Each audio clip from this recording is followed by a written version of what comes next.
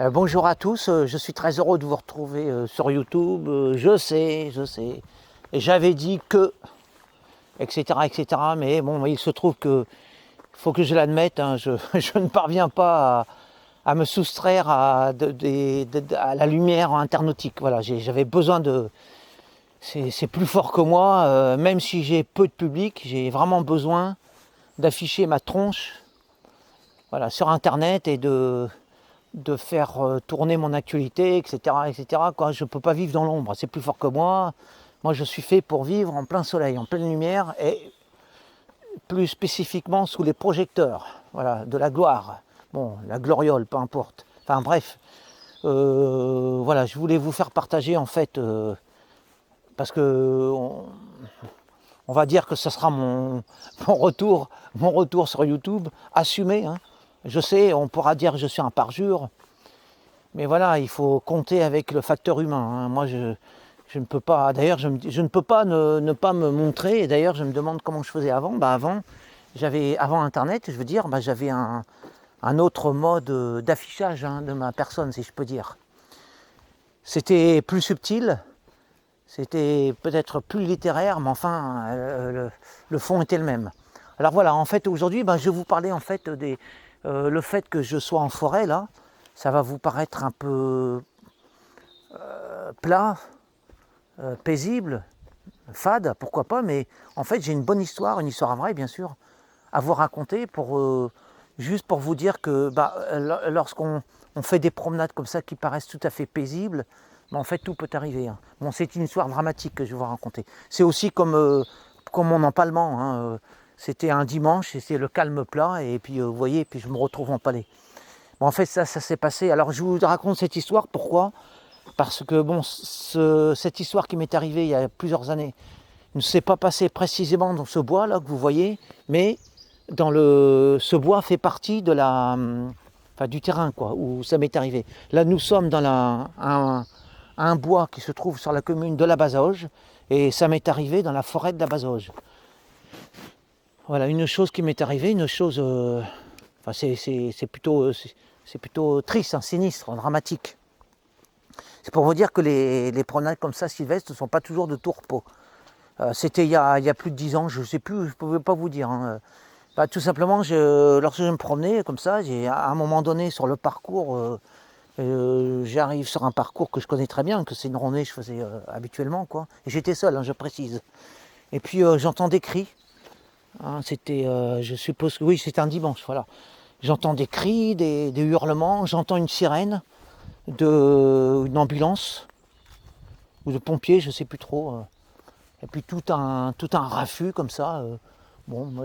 Voilà, je me dis il doit se passer quelque chose dans une ferme, une crise cardiaque, je ne sais quoi. Bon voilà, je continue mon parcours. J'oublie l'incident et puis le lendemain, en allant chercher mes croissants, je regarde au Mans, je regarde en première page, accident de chasse mortel, le fils tue le père accidentellement. Alors c'était quelque chose de très dramatique parce que c'était très traumatisant pour l'auteur de cet accident, hein.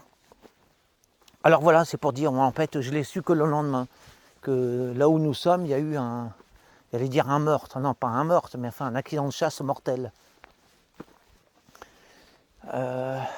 Voilà, ça s'arrête là, c'est bon. C'est pour vous dire que voilà, on peut être confronté dans la vie à des choses inattendues comme ça, en pleine sérénité, parce que là on est vraiment au cœur de la sérénité, hein. Alors je ne vais pas non plus aller espérer que ça m'arrive tous les jours, hein. Mais quand ça arrive, voilà, ça fait partie des choses de la vie. Alors bon, ça ne m'a pas particulièrement traumatisé, hein. Mais c'est pour dire que tout peut arriver dans la vie, hein. Comme Isabelle qui a découvert un cadavre, hein, en 2013, le 5 mai 2013 précisément. On pourrait comparer ça quand on traverse la vie, quoi. On traverse une forêt, on fait un parcours et puis voilà, en général c'est le calme plat et puis de temps à autre, voilà, il y a des péripéties, il y a des imprévus. Alors je précise quand même que je n'ai pas été témoin de la mort en direct, c'est-à-dire que je n'ai pas entendu le coup de fusil, hein.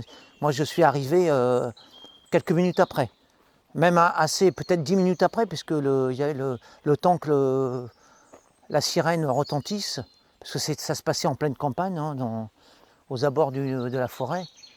Donc j'ai été témoin non pas du coup de feu, mais juste après, quoi. Ce qui est peut-être encore pire, parce qu'on entend tous les cris, les hurlements, le côté humain, hein. Là, on traverse la vie comme ça, et puis de temps à autre, on se fait empaler, on est témoin d'un accident mortel, on découvre un cadavre, là je parle pour Isabelle, etc., etc. Alors la traversée d'une forêt, c'est un peu ça, quoi, en fait.